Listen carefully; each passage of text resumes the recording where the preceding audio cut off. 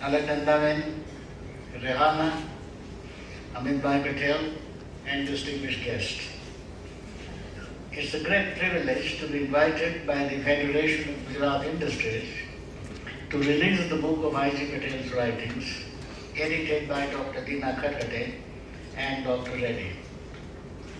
The book, when I was asked to release, I said as a university professor I wouldn't do that unless I had a good read and had the chance to read it almost from cover to cover to get a feel of what it is that I was releasing. And I'm convinced that it's a very fine collection, not only of I.G.'s writings from the time he was a young boy until the time he died, and with a very fine introduction by Dr. Khatkate and an equally fine epilogue by Dr. Reddy. It covers a wide range of economic issues and also goes on to talk, which is where my interest arises, goes on to talk about questions of social justice and I.G.'s vision of ideal India. And there are some wonderful throwaway remarks about why he was opposed to India going nuclear, or how he would have solved the problem of Kashmir, and why the way we are handling it is inviting disaster. So there are wonderful vignettes of what I.G. thought the world should be like. He was a dear friend, and there have been many occasions when we were over at his place for dinner and he at ours. And the last remark of his that lingered with me was when he said, "Laukar ya," which was his, and when I asked him to explain, not that I didn't know what it meant, I asked him to explain. He said this was a mannerism he had picked up in Mumbai, which was simply a way of saying, "Come back soon." We became friends from opposite. We traveled through life in opposite directions. I was primarily a man of thought, a philosopher who thought that the only worthwhile thing in life was to keep reading and writing boring books which nobody reads except your students, and then moved into the world of action from time to time, which is the world of politics. I.G.'s journey was the opposite one, starting with the world of action, not the kind of political action that I was engaged in, but the world of action which centered on policies. But then moving into the world of thought, where he kept writing from time to time. So we both converged on the world of thought. I, because this was my destiny, in his case, because this was the climax of his journey. That meant that on many occasions we shared a great deal in common, as also that we from time to time disagreed.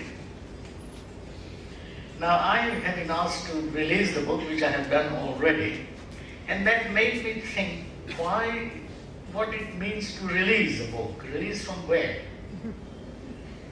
Now, the Gujarati word doesn't tell you very much either, because it means vimochan, and mochan comes from the same word moksha, which means that the book is going to acquire moksha at my hands. Now, release, I think, increasingly, in my view, is an Indian practice. I haven't seen it very much in British or American universities, which is where I have taught. I never saw it at Harvard when I was a professor there, and never saw it in the LSE, although it has come in more recent years. Very distinctively Indian practice. And generally it consists in somebody of some eminence, usually a religious person, blessing a book. Which is why I think Murari Babu must have the record of releasing the largest number of books. And you ask yourself, that's the book, need blessings. And if it needs blessings, should they be the blessings of a secular-minded agnostic like me? But there is a different way, a more secular way of understanding the idea of release. And that is this. A book is conceived, gestated, not just for 9 months or 10 months, but for years. Some books take 5 years, 10 years, 15 years. And then finally the author, the thinker, needs to liberate himself from the book, release the book into the wider public world. And what the releaser is doing is to commend the book to the general public and say, I have read the book, this is how it was born, I commend it to you because I am convinced that you will find it interesting and useful. And that's what I intend to do by releasing the book. Put my reputation on the line, behind the book, and to suggest to you that having read it from cover to cover with some care, not understanding every word because I am not an economist, but having read it from cover to cover, is an extremely thoughtful set of essays, and just as I found it illuminating, I have no doubt that you will find it too. And the birth of a book is like the birth of a child. Once a person is born, you never know what destiny will confront the child. Similarly, once a book is born, it will be interpreted differently, it will be read differently by different people, it will be constructed, reconstructed, deconstructed again and again, and what the final product would be, what the life of the book would be in 10, 15, 20, 50 years' time, assuming that it is remembered then, one never knows. And there is always therefore an element of contingency, unpredictability about the birth of a book. Now what I thought I might do, without trespassing into Dr. Reddy's territory, is the following.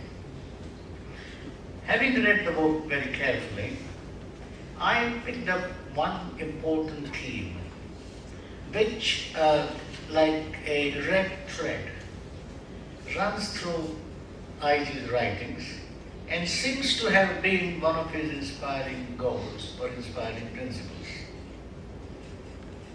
He says in one important remark that Indian economy, like the economy of any other country, has no future unless it combines 3 M's: Marx, Mohandas Gandhi, and Milton Friedman. That these 3, none of them alone is going to help us very much. It's these 3 put together who will help us to understand and to organize our economic life. Marx stands for equality and total transformation of the social structure. The Mahatma stands for self-help and restraint on desires, which was not a central principle for Marx. And Milton Friedman, obviously, stands for the market, free enterprise, and entrepreneurial skills. If I may put it in my language, because this is not quite the language in which I think or I would put my thought, I take I.G. to be saying that there are 3 important agencies of social and political change in the world: the state, the civil society, and the market. And the greatest problem facing anybody today and over thousands of years past is how do you relate these 3? What is the relation between the state, the market, and the civil society? Which should be prioritized? In what context? At what time in history? We have tried all 3. If you were to concentrate on the state alone and prioritize the state, as Pandit Nehru did in 1947 when India became free, because he was convinced, and I have written extensively about it, he was convinced that our society had become degenerate, devoid of life, that the Indians had become passive, effete and pathetic people. They had to be regenerated, and they would only be regenerated by modernist, westernized Indian elite. In other words, people like Nehru himself. And Gandhiji had also said that in my lifetime, anybody who did something worthwhile was always educated in the West and rooted in India. In other words, unless you combine the best, you could not transform India. And Gandhiji saw himself as one such, Panditji was one, and the entire first generation that you can think of was a generation that tried to combine the best in both. So Pandit Nehru thought that if India was to be transformed, it could only be transformed by westernized elite like him, controlling the levers of power in the form of the state. So we had the state-controlled economy, which led to the license quota, and you might like reservation Raj. Now, if you emphasize the state alone, what happens? Everything gets politicized, because the state is everywhere, its presence is everywhere. State becomes the only source of ambition, because everybody who wants power has to get into the state, because there is no other sense of prestige or honor or power. Even the references to Padma Bhushan and Padma Vibhushan and so on are all state given. And Mahatma's great contribution was to have dispensed with them and worked out an absolutely alternative system of honors like Lokmanya or Rashtrapita or Rashtrapati or whatever. Goes to show how much state has come to influence us. Excessive emphasis on the state also means that religion gets marginalized because the state has to be secular, and therefore religion has no important role to play in life. Market gets fragmented, and entrepreneurial skills, by and large, tend to get choked. This is what happens if you concentrate on the state alone. If you concentrate on the civil society alone, as the Mahatma did, you have some advantages, but you also have grave disadvantages. There is no national coordination because civil society consists of voluntary groups, and without the state there can be no coordination. It also means that in our kind of caste-ridden society, if you turn to civil society alone, unless you form an alternative kind of social structure, the dominant caste will continue to remain dominant. And all political activities will be monopolized by them, as has happened in independent India. Civil society, by and large, tends to mean middle classes and upper castes. And it also means, if you emphasize on civil society alone, there is too much emphasis on persuasion, on cooperation and other things, and those who do not have those means at their disposal get neglected. Finally, if you depend on the market alone and don't give much value to the state or the civil society, you have pretty frightening consequences. Market is not limited to the economy. It begins to permeate all relations, and therefore market economy poses the greatest danger of becoming a market society, where every human relationship is commercialized, monetized, and thought in terms of buying and selling, directly or indirectly. Market only recognizes one kind of person, who has marketable skill, or who has the purchasing power. And therefore market has nothing to offer to the poor, who only have their labor to sell, and if there is no one to buy that labor, they are simply thrown off at the margins. Market also has the propensity, while reducing poverty in certain circles, to create vast amounts of inequality. And there is the further danger that if the state becomes extremely weak and the market becomes extremely dominant, the state remains a hostage to corporate interests, as we have increasingly seen in almost every country that I know of, including the United States, and increasingly our own, and certainly my own, namely the United Kingdom. So you can't depend on the market alone, because it has this inherent propensity to vulgarize all human relationships if left on its own, unregulated. Or the greater the concentration of power, the greater the tendency to hold the state ransom, subordinate public interest to private interest. And therefore the most important thing is, how do you integrate the state, the civil society and the market in such a way that you bring out the best in all three while controlling the worst of which they are all capable. And that, to my mind, is the greatest challenge that the 21st century faces. I don't see much creative thinking taking place in India on this philosophical subject. I don't see, it's not just India, I don't see much creative thinking taking place in much of the rest of the world either.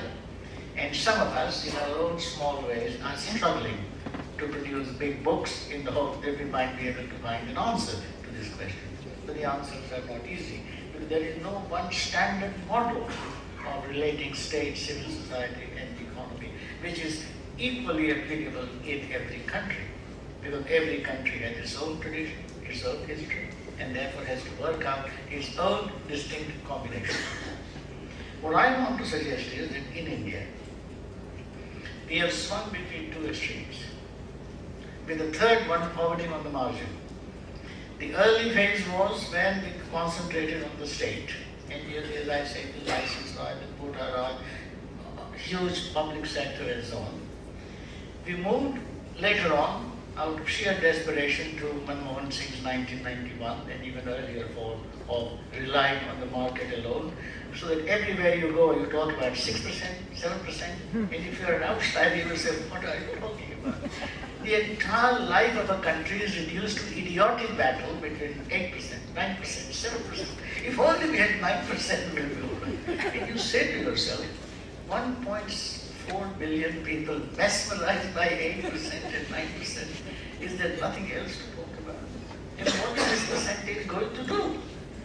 Supposing you had 9% or 10%, and supposing certain changes were to take place, is there a guarantee that the fruits of growth will be equitably shared? If they are not, your growth will be the recipe for revolution. All great revolutions take place during the period of high growth. In other words, during the period of relative deprivation. The absolutely destitute and the wretched, the proletariat of the earth never revolt contra Marx. Revolution only begins when people's lives are changing. There's some sense of agency and power, and they can say just a little more and we can get there. So growth can be a disaster. So 6%, 7% mantra is not the way. But increasingly we have swung from state as the answer to 7%, 8%, 9% as the answer. And I think because we have been moving from one to another extreme without properly balancing, and the Gandhian horrors in civil society, they keep wanting, when the state gets too powerful, they say, well, civil society, please. When the economy gets very powerful, they say, civil society, please. Now in that kind of situation, I think, which is what we are going through, I'll finish about 5 minutes. When that kind of situation happens, certain consequences follow. And in our case, 2 consequences follow. One, and it's sad, almost all our political institutions have been hollowed out. It's difficult to think of one which commands unreserved trust of the people, including, in recent years, Supreme Court. Some of those judges have been questioned, and if you take this recent case of Vodafone, where you have a situation of a judge whose own son was working for Vodafone, sitting in judgment on the Vodafone case. Or you can take CBI investigating one area, but then increasingly under political pressure, not pursuing the inquiry any further. Political parties increasingly becoming like personal fiefdoms, so that it's very striking if you see Patrick French's book. 62% of MPs under 40 all have their fathers or uncles as MPs. Extraordinary. And if you take Congress party, 78%. Surprisingly, only 2 parties do not depend on dynasty. Communists, of course, it doesn't surprise me, and the BJP, partly because it hasn't been in power that long.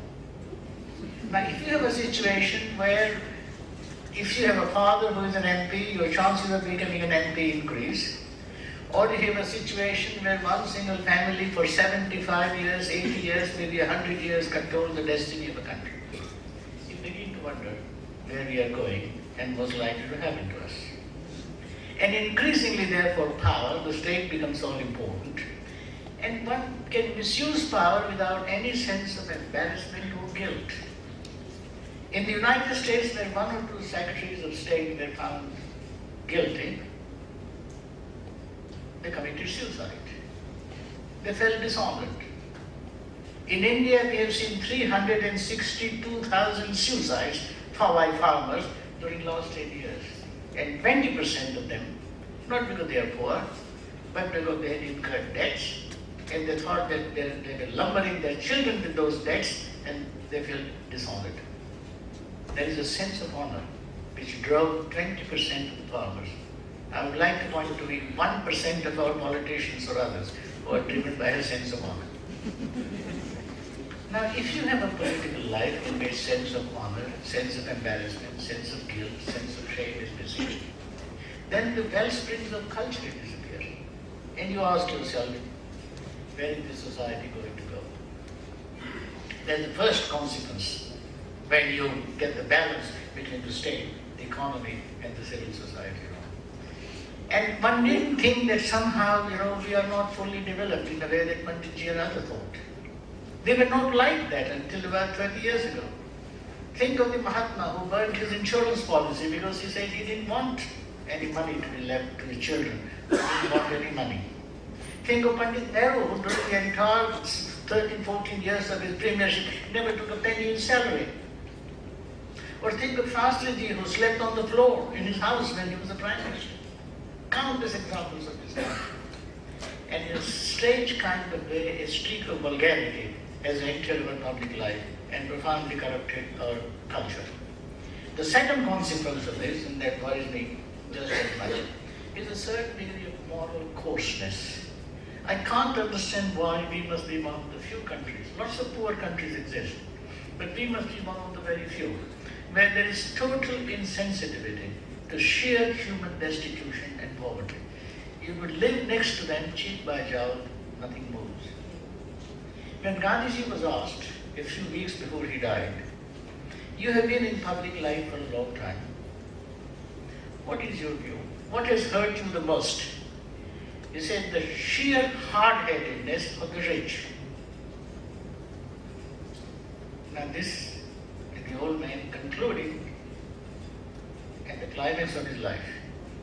And here again it's very striking that we have a long tradition preceding independence in which there was constant emphasis that poverty should be eliminated. Poverty is a shame. Remember Swami Vivekananda when he said, I know no other country, no other society who stands so fiercely on the necks of the poor as ours. It's not me saying, it's Swami Vivekananda. Tagore, Gitanjali, that wonderful poem, where he says God is not to be found in the temples, God is to be found where the cultivator is cultivating and the man is breaking stone. And why are we so hard-hearted as not to recognize this?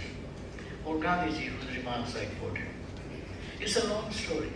Whether in our culture there is some kind of antipathy to the poor, such that when you see the poor man, you simply explain it away saying, Purva Janma, the guy is paying for his life. Or it's his own fault.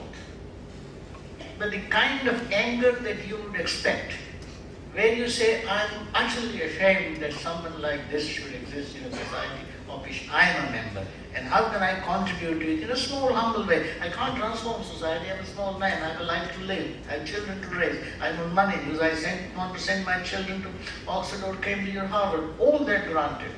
But even subject to all that, just as a Muslim will have his zakat, a Sikh would have his langar, would an ordinary Hindu or the Indian say, look, certain portion of my income automatically belongs to others. It is not mine to use. So I'm not doing charity because charity implies giving away something that is mine. It is not mine to start with.